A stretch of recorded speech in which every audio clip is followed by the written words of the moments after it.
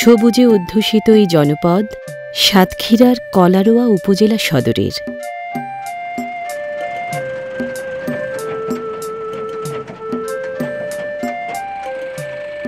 মাটির তৈরি টালি, ইট, টেরাকোটা এসবের জন্য নাম ছড়িয়েছে কলারোয়ার।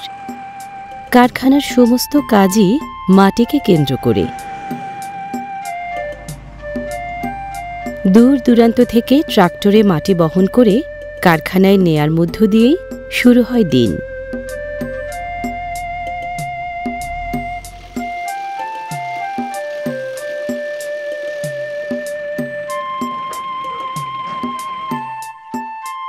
মোলায়েমে এঁটেল দোআঁশ মাটি ফসল উৎপাদনে যেমন কাজের, তেমনি তৈজসপত্র এবং টালি তৈরির কাজেও সমান দরকারি। টালি তৈরির উপযুক্ত মাটি কলারোয়া অঞ্চলে যেন প্রাকৃতিক সম্পদের মতোই ছড়িয়ে রয়েছে। টিলার মতো করে জমিয়ে রাখা এসব মাটি পরবর্তীতে ব্যবহৃত হবে রপ্তানিমুখী পণ্য টালিসহ বিভিন্ন মৃৎপণ্য তৈরির কাজে।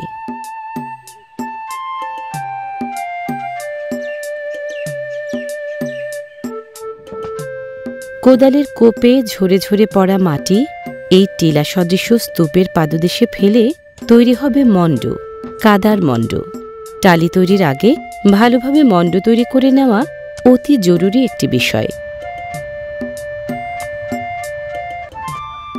পায়ের সহায়তায় চটকে চটকে মণ্ড তৈরি করেন টালি শ্রমিকরা। একসময় দেশের আনাচে কানাচে বাড়িঘর ছাউনির কাজে টালির ব্যবহার চোখে পড়ার মতো ছিল। বর্তমানে মাটির টালি দিয়ে ছাউনির সেই জোয়ার এখন আর তেমন দেখা যায় না।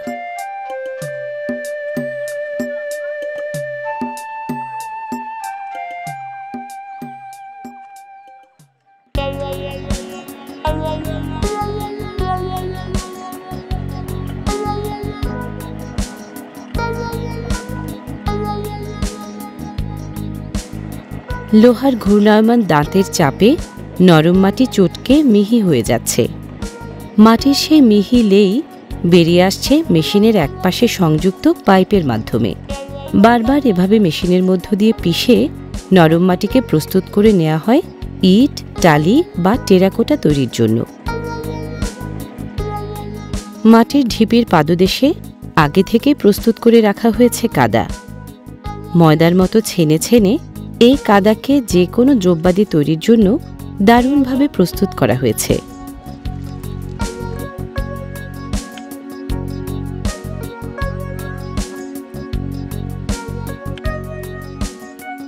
তিন চাকার ভ্যানে চড়ে এই কাদা চলেছে পরবর্তী কাজের স্থলে। কলারোয়া উপজেলার মুরারিকাটি, শ্রীপতিপুর ও মির্জাপুর এই তিনটি গ্রামে বর্তমানে ১৩টি টালি কারখানা রয়েছে। এসব কারখানায় হয়েছে কয়েক হাজার মানুষের কর্মসংস্থান। তবে একসময় কলারোয়া সদরের আশপাশ জুড়ে অর্ধশতাধিকেরও বেশি টালির কারখানা ছিল।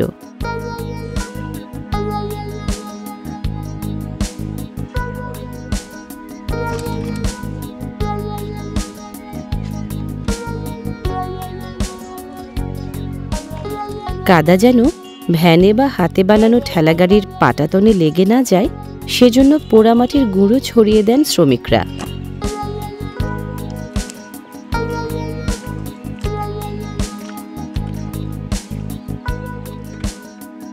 ভ্যান ছাড়াও হাতে বানানো ২ চাকার এই ঠেলাগাড়িতে করে শ্রমিকরা কাদা বহনের সংক্ষিপ্ত কাজটি সেরে নেন।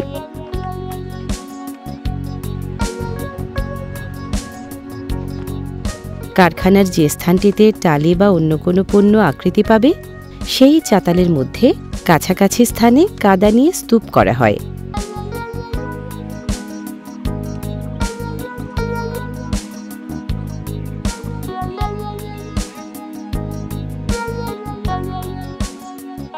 হাতের কাছে স্তূপীকৃত কাদার কাঁচামাল পেলে শ্রমিকদের হাত চালিয়ে কাজ করতে দারুণ সুবিধা। তাই কাদার যোগানটিও বেশ মনোযোগ দিয়ে করে নেওয়া হচ্ছে।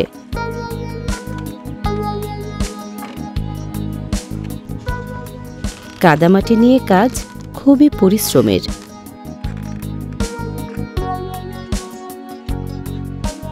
একটি টালি কারখানায় বিভিন্ন আকৃতি ও প্রকৃতির টালি তৈরি হয়।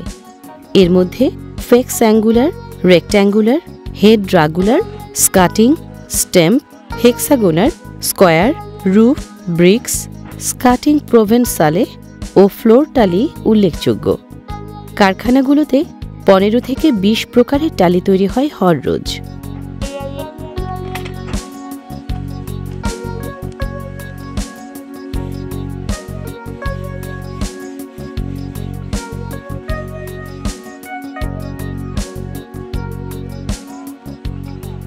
বছরে 6 থেকে 7 মাস টালি তৈরির কাজ হয় লাগাতার।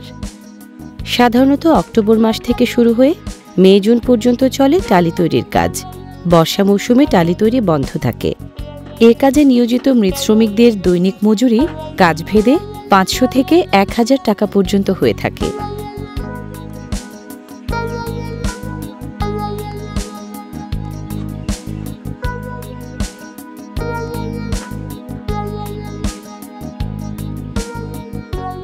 নরম কাদাকে বাগে রাখতে কাঠের গুঁড়ার উপর ভরসা করেন শ্রমিকরা।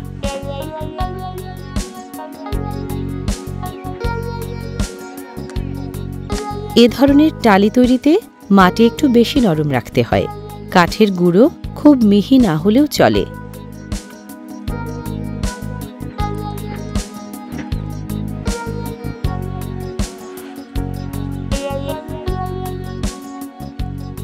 একতাল কাদা কাঠের চৌকোনা ফ্রেমের মধ্যে রেখে 2 হাতে চেপে সমান করে ফ্লোর টালি তৈরির এই কাজটি দারুণ দক্ষতা ও দ্রুততার সাথে করে নেন দক্ষ শ্রমিক। এক একটি টালি তৈরি হয়, আবার কাঠের গুঁড়োয় গোসল করিয়ে নেওয়া হয় ফ্রেমটিকে।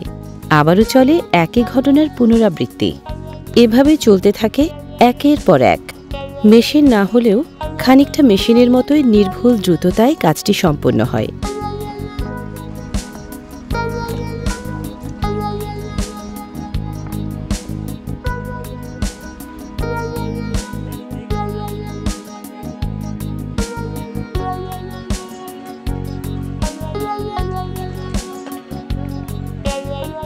এখানেও একই কায়দায় তৈরি হচ্ছে টালি, তবে এই টালির বৈশিষ্ট্য একটু ভিন্ন।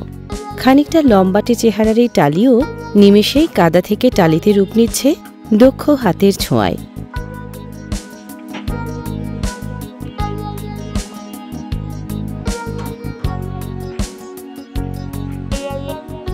টালি খোলা বা টালির কারখানায় নারী পুরুষ নির্বিশেষে সমান দক্ষতায় কাজ করেন, তবে প্রত্যেকের কাজের ধরন ও দায়িত্ব আলাদা আলাদা।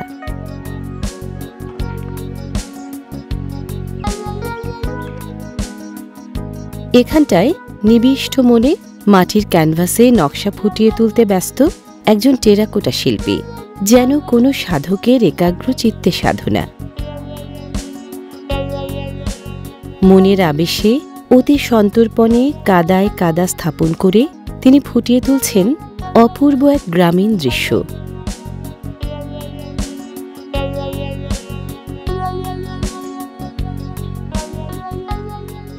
শিল্পীর হাতের ছোঁয়ায় ধীরে ধীরে পূর্ণাঙ্গ রূপ পায় তার মনের ভাব ও ভাষা, যেন প্রাণ পায় এক একটি অনুচ্চারিত কাব্য। এইখানে যে পণ্যটি তৈরির প্রস্তুতি চলছে, মূলত একসময় টালি বলতে এটিকেই বুঝত এর ব্যবহারকারীরা।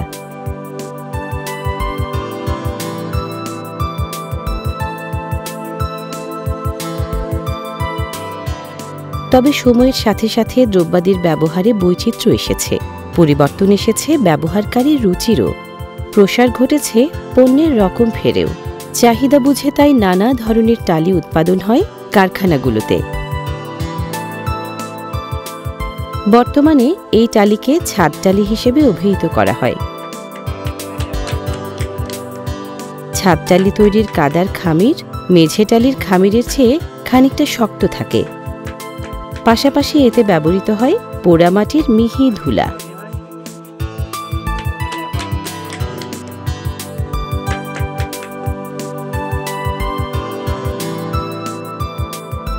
মাটির মণ্ড ছাঁচে বসিয়ে যন্ত্রের মাধ্যমে তাতে জোর চাপ প্রয়োগ করতে হয়।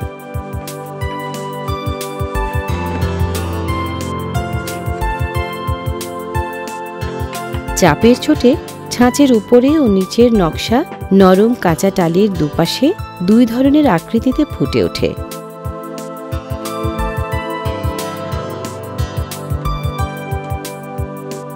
ছাঁচ থেকে বের করে নবজাতক টালিটিকে কাঠের তৈরি আরেকটি ফ্রেমের উপরে রাখা হয়। বিশেষ ডিজাইন ছাড়াও ছাদ টালির আরও নানা রকমের ডিজাইন রয়েছে। ছাদ টালি তৈরি করতে বেশ খানিকটা সাবধানতা অবলম্বন করতে হয় শ্রমিকদের। আকৃতিতে কোনো ত্রুটি থাকা চলবে না।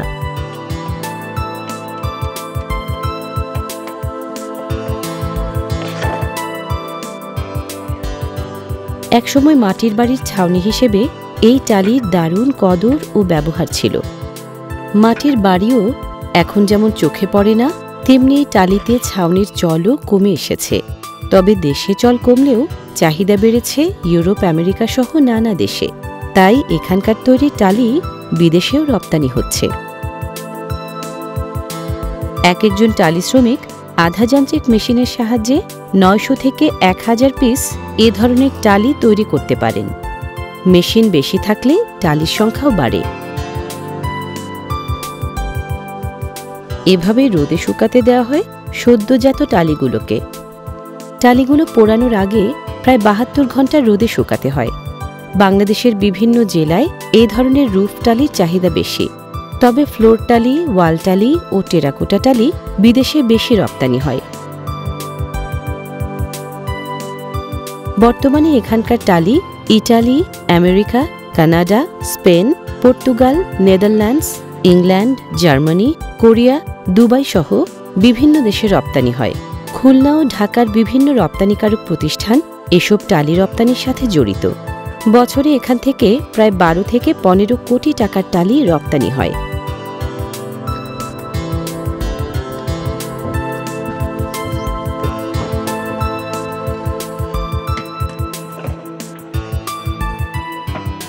এখানটায় ছোট মেশিনের চাপে তৈরি হচ্ছে ইট আকৃতির পাতলা ও ছোট টালি।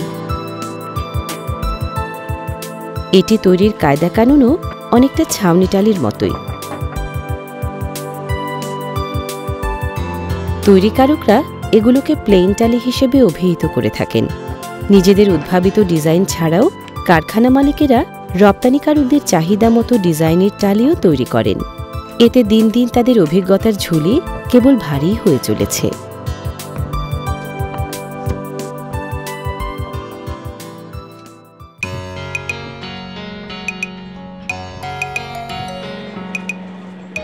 আমদানিকারকদের কাছে এরকম বিভিন্ন ধরনের প্লেন টালি এবং টেরাকোটার চাহিদাই বেশি।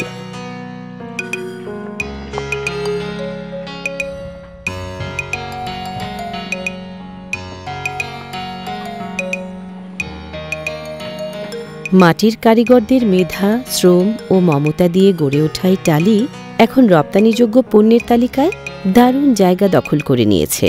পোড়ামাটির এসব টালি প্রশংসা পাচ্ছে বিদেশিদের কাছে। কংক্রিট বা টাইলসকে পিছনে রেখে সাতক্ষীরার মাটির তৈরি টালি বিশ্ববাজারে প্রতিযোগিতায় টিকে রয়েছে। শুরুতে ইটালিতে রপ্তানি হতো বলে এ এলাকার পরিচিতিও হয়েছে ইটালি নগর নামে।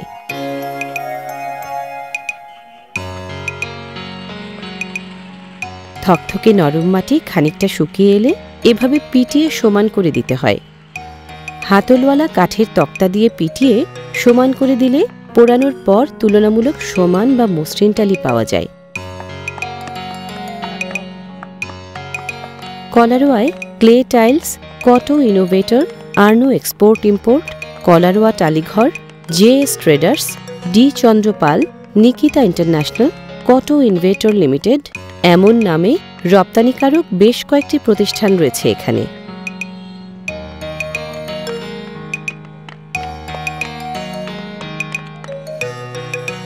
ভেজা থাকতেই টালির চারপাশের মাটি ছুরি দিয়ে আলগা করে দিতে হয়, যেন শুকিয়ে যাওয়ার পর কোনো ক্ষতি ছাড়া সহজেই মাটি থেকে তুলে নেওয়া চলে।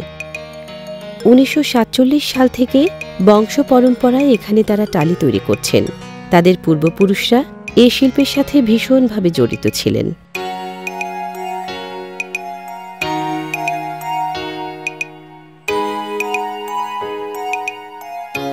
শুকিয়ে যাওয়া টালি সংগ্রহ করে আলাদা স্থানে জড়ো করে রাখা হয়। শুকানো টালির গায়ে লেগে থাকা আলগা মাটি এভাবে ছুরি দিয়ে চেঁচে ঝরিয়ে নেওয়া হয়। সম্ভাবনাময় শিল্পের সাথে সংযুক্ত থেকে এলাকার বহু মানুষ স্বাবলম্বী হয়েছে।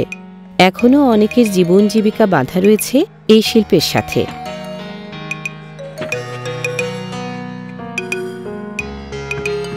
পোড়ানোর অপেক্ষায় এভাবে জড়ো করে রাখাটাই যেন দস্তুর। রোদের তাপে ভালোভাবে শুকিয়ে গেলে চাতাল থেকে শ্রমিকেরা টালিগুলো তুলে সাজিয়ে রাখেন সযত্নে। টালি তৈরিতে কলারোয়ার দীর্ঘ ইতিহাস থাকলেও এখানকার টালি রপ্তানি শুরু হয় 2003 সাল থেকে। জনশ্রুতি রয়েছে, রুহুল আমিন নামের বরিশালের এক ব্যক্তি এ এলাকার মাটি দিয়ে তৈরি টালিতে রপ্তানিযোগ্য সমস্ত উপাদান খুঁজে পান।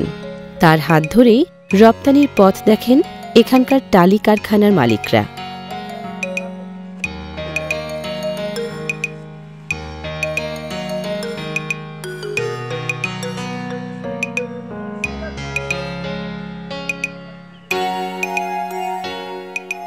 নান্দনিক ভঙ্গিমায় রোদে শুকাতে দেওয়া টালিগুলো সংগ্রহ করছেন এখানকার শ্রমিকেরা।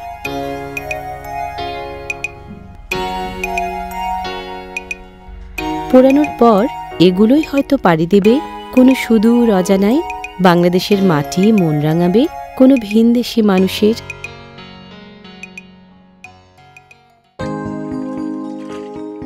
পোড়ামাটির মিহি ধুলো এখানটায় ঘন করে পানিতে গুলিয়ে রাখা হয়েছে। কৃত্রিম নয়, একেবারেই প্রাকৃতিক উপাদানে তৈরি এই মিশ্রণটি তৈরিকৃত পণ্যের শরীর চকচকে করতে ও খোলতাই রঙের জেল্লা ছড়াতে ব্যবহৃত হবে।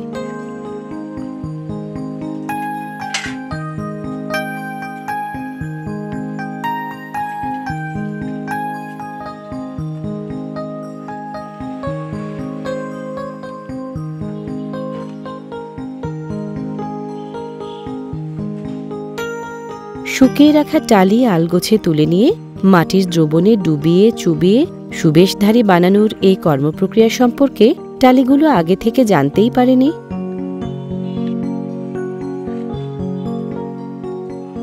পুড়তে যাওয়ার আগে আরেকবার খুব ভালোভাবে রোদে শুকিয়ে নেওয়া হয় তাদেরকে।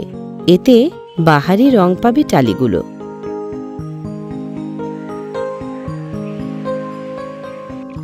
ইট আকৃতির এই টালিগুলোকে একটু বেশি কড়া লালচে দ্রবণে গোসল করিয়ে নেওয়া হয়।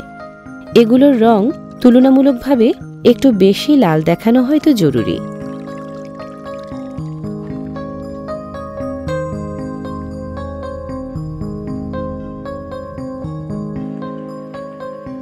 কলারোয়ার অঘোষিত এই ইটালি নগর যেন এক রাঙা ধুলোর জনপদ।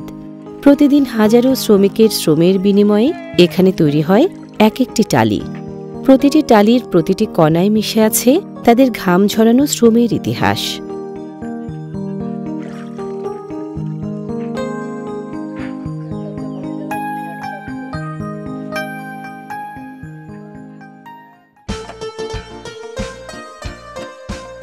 খেজুরের গুঁড়ি ফেড়ে খণ্ড করতে ঘাম ঝরিয়ে ক্লান্ত কলেবর শ্রমিকের। শুকনো টালি পোড়াতে এই খেজুর গাছই প্রধান জ্বালানি হিসেবে ব্যবহৃত হয়। টালি পোড়ানোর এই ঘরকে স্থানীয়ভাবে বলা হয় পণ।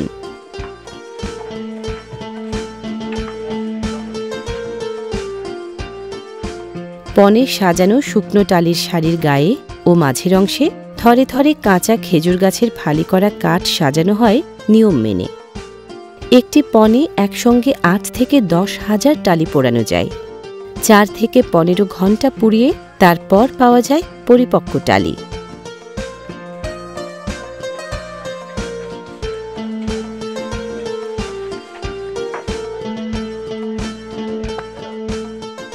পণে কেবল টালিই নয়, পাশাপাশি ইটও পোড়ানো হয়।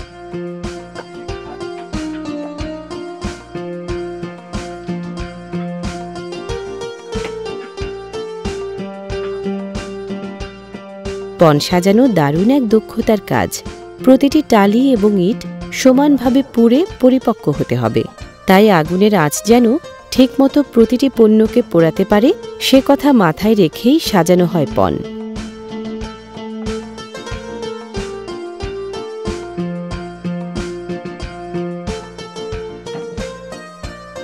চৌকোনা প্রতিটি টালিকে যেন অগ্নিজিহ্বা ঠিকমতো ছুঁয়ে যায়, তাই বিশেষ কায়দায় এগুলোকে সাজানো হচ্ছে। প্রতি 3 অথবা 4টি টালির ফাঁকে ফাঁকে গুজে দেওয়া হয় পোড়ামাটির টুকরো। এতে প্রতিটি টালির ভেতরে নির্দিষ্ট পরিমাণ ফাঁক থাকবে, তাতে টালিগুলো ভালোভাবে পুড়তে সহায়তা হবে। পরিপক্ক টালি পেতে পরিপূর্ণভাবে পোড়ানো খুব জরুরি।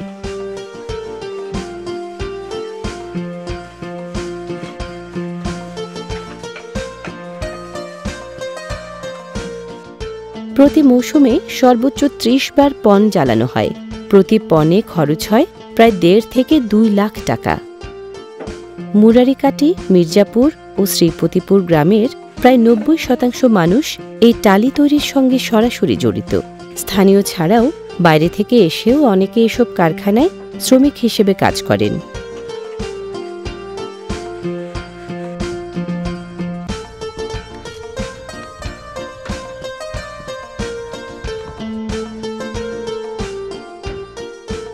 আপাতদৃষ্টিতে অতি সাধারণ এই টালি যখন উন্নত দেশগুলোর বাড়িঘরগুলোর মেঝে, ছাদ বা দেয়ালে টাইলস হিসেবে ব্যবহৃত হয়, তখন বোঝা যায় এর প্রকৃত সৌন্দর্য।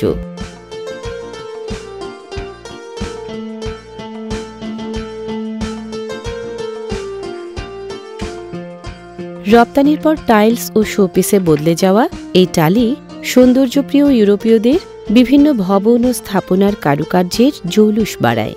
সেই জৌলুস বহুগুণ বাড়িয়ে তুলতে আমাদের দেশের কারিগরেরা উজ্জীবিত হন আরও বেশি বেশি টালি উৎপাদন ও রপ্তানিতে।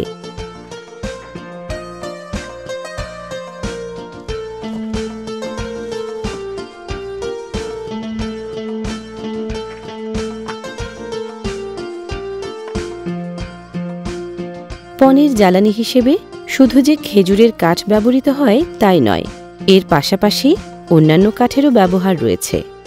3 চাকার ভ্যানে ভরে এসব কাঠ নেওয়া হয় কারখানার অভ্যন্তরে টালি পোড়ানোর পণের কাছে।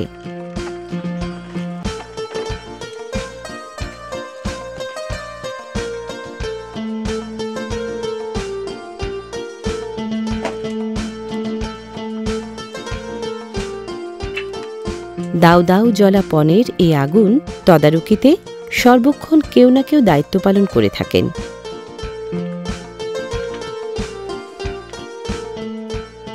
পণঘরের আগুন থেকে সৃষ্ট ধোঁয়া এঁকে বেঁকে মিশে যায় বাতাসে। এই ধোঁয়া মিশ্রিত বাতাস ঘুরিয়ে দিয়েছে কলারোয়া তথা সাতক্ষীরার অর্থনীতির চাকা। এলাকার সামগ্রিক অর্থনীতিতেও রেখেছে গুরুত্বপূর্ণ ভূমিকা।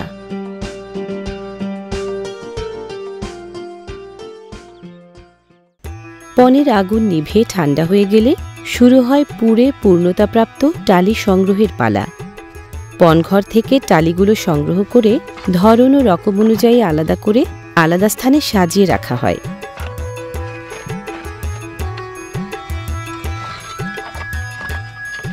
প্রতিবার সাজানোর কাজটি বেশ মুনশিয়ানার সাথে করে থাকেন শ্রমিকরা।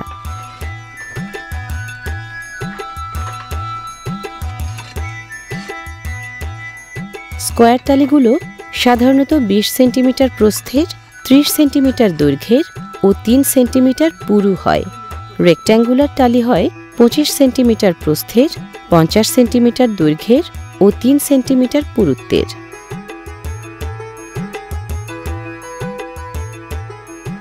সবচেয়ে বেশি উৎপাদিত হয় 30 সেন্টিমিটার দৈর্ঘ্য, 15 সেন্টিমিটার প্রস্থ ও 2.5 সেন্টিমিটার পুরু রেক্ট্যাঙ্গুলার টালি। এছাড়া 40 সেন্টিমিটার প্রস্থ ও 3 সেন্টিমিটার পুরু স্কয়ার টালির চাহিদাও অনেক বেশি। আমাদের এখানে সর্বপ্রথম এই যে মাটির টালিটা আসে, এটা হচ্ছে রুহুল সাহেব নাম করে একজন ভদ্রলোক আমাদের এখানে নিয়ে আসছিল। উনি বিদেশ থেকে ব্রায়ান নিয়েছিল। উনি সর্বপ্রথম হচ্ছে আপনার ঢাকা থেকে চেষ্টা করছিল, বাংলাদেশের সমস্ত জেলায় ঘুরেছে, কিন্তু এই মাটি ভালো পাওয়া যায় না। এই সাতক্ষীরা জেলার কলারোয়া থানার মুরালিগাড়ি গ্রামে ভালো মাটি পাওয়া যাওয়ার পরে বাইরে এখানকার মাটি গালে দিয়ে দেখছে যে নোনা সমস্যা নেই, মাটি খুব ভালো মাটি, তখন মনে করেন উনি এই জায়গায় কারখানা তৈরি করলো, কারখানা তৈরি করার পরে বাহারা মাল তৈরি করে দেখাই দিল, মাল সাজানো দেখাই দিল যে রুল সাহেব উনি ওই বাহারের কাছ থেকে টাকা নিয়ে উনি সবাইকে হেল্প করার পরে মনে করেন 14-15টা কারখানা এখানে দাঁড় করেছিল। আমাদের এই কারখানা কলারোয়া টালিঘর, এই কলারোয়া টালিঘরের পক্ষ থেকে মনে করেন সারা বাংলাদেশে সমস্ত জায়গায় মাল চলে যাচ্ছে। ইতালিতে যায় বেশি, দেখা যায় 100 কন্টেনার মাল যদি যায় তাহলে আপনার 95 কন্টেনার হচ্ছে আপনার ইতালিতে যায়, আর বাদ বাকি 5 container America, New Zealand, Canada, Cyprus, Greece, Oman, দক্ষিণ কোরিয়া, উত্তর কোরিয়া এসব দেশে মনে করেন 8 কন্টেনার যায়।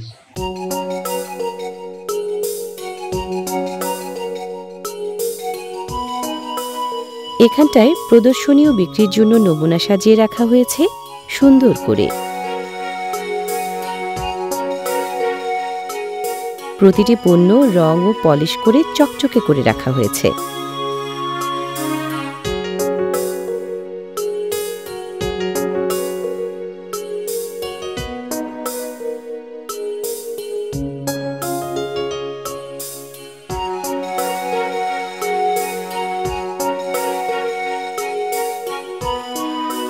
রপ্তানিযোগ্য পূর্ণতাপ্রাপ্ত এসব টালি প্রতিটি রকমভেদে 7 থেকে 70 টাকায় বিক্রি হয়।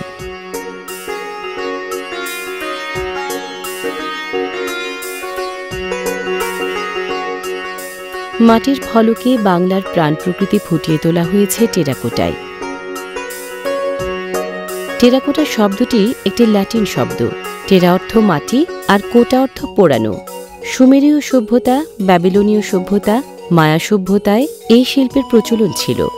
পশ্চিমবঙ্গ ও বাংলাদেশে মৌর্য এবং গুপ্ত সাম্রাজ্যের বহু টেরাকোটার নিদর্শন পাওয়া গেছে। বর্তমানে কলারোয়ার তৈরি এসব টেরাকোটা দেশের গণ্ডি পেরিয়ে ইউরোপ আমেরিকাকেও সমৃদ্ধ করছে।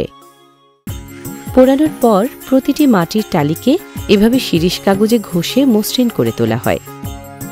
ঘষার পর যে মিহি ধুলার মতো মাটি জমা হচ্ছে সেগুলো আবার পরে কাঁচা টালি তৈরির সময় কাজে লাগে। ঘষাঘষির এই কাজে পুরুষের তুলনায় নারীদের উপস্থিতি বেশি চোখে পড়ে।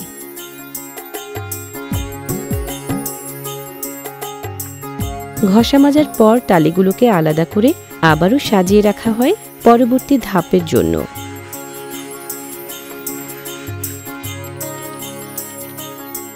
মসৃণ করে রাখা টালিগুলো এবার প্যাকেটজাত করার পালা।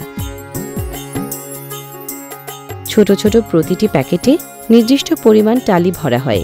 কাজটি কারখানার নারী শ্রমিকরা বেশ দক্ষতার সাথেই করে থাকেন। প্যাকেটে ভরার পর অক্লেশে স্কচ টেপ দিয়ে প্যাকেটের মুখ বন্ধ করে দেয়া হয়। অভিজ্ঞ হাতের দক্ষতায় দারুণ দ্রুততায় কাজটি সম্পন্ন হয়।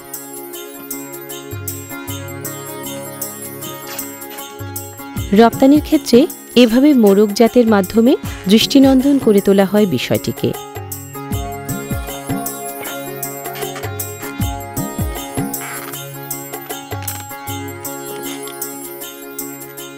আমাদের দেশের মংলা বন্দর দিয়ে প্রতি বছর 400 থেকে 500 কন্টেইনার টালি বিদেশে যায়।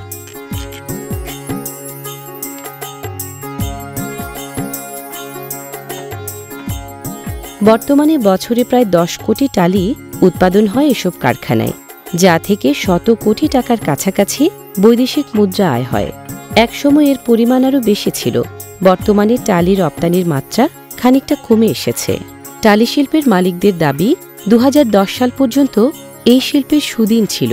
তখন প্রতি বছর এই শিল্প থেকে 300 কোটি টাকারও বেশি মূল্যের বৈদেশিক মুদ্রা অর্জিত হতো।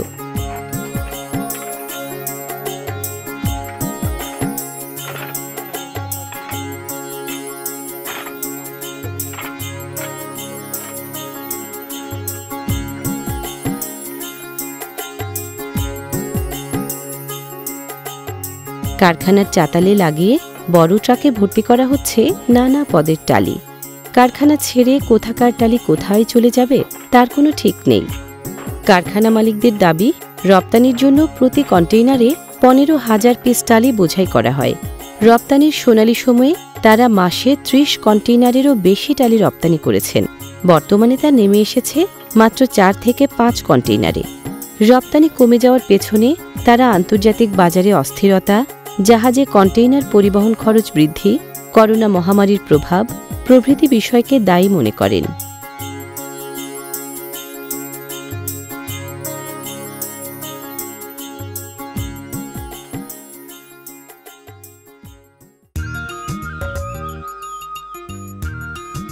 ছন্নছাড়া গোছের সবুজের ফাঁকে উঁকি দিয়ে যায় পোড়ামাটির টালির লালচে আভা।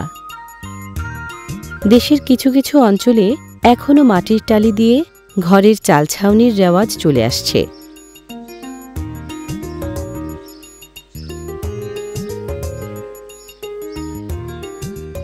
টালির ছাউনি রোদের প্রখরতা হ্রাস করে ঘরকে শীতল রাখতে সাহায্য করে।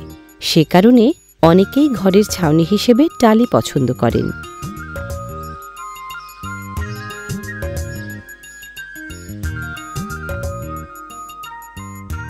সবুজ প্রান্তরের বুকে পোড়ামাটির রঙিন আভা এক মায়াময় আবেশ ছড়িয়েছে এখানটায়। গ্রাম বাংলার পরিশ্রমী মানুষের হাতে তৈরি মাটির টালি যেন প্রকৃতিরই এক অবিচ্ছিন্ন অংশ হয়ে সৌন্দর্য ছড়াচ্ছে আপন মহিমায়।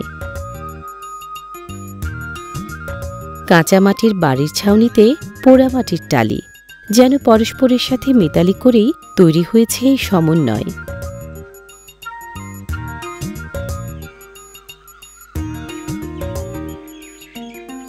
সম্পূর্ণ প্রাকৃতিক উপাদানে তৈরি হওয়ায় এগুলো যেমন পরিবেশ বান্ধব, তেমনি গরমের দিনে ঠান্ডা আর ঠান্ডার দিনে গরমের আমেজ তো রয়েছেই।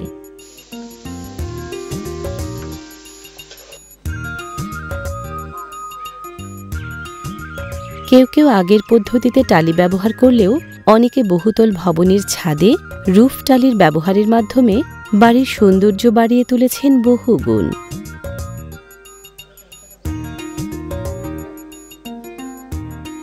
সাধারণ মানুষের শ্রমে ঘামে তৈরি এই নান্দনিক টালি স্থানীয় কর্মসংস্থান ও অর্থনীতিতে গুরুত্বপূর্ণ ভূমিকা রাখার পাশাপাশি বাংলাদেশের টালি শিল্পের ঐতিহ্যকে ছড়িয়ে দিচ্ছে সারা বিশ্ব জুড়ে।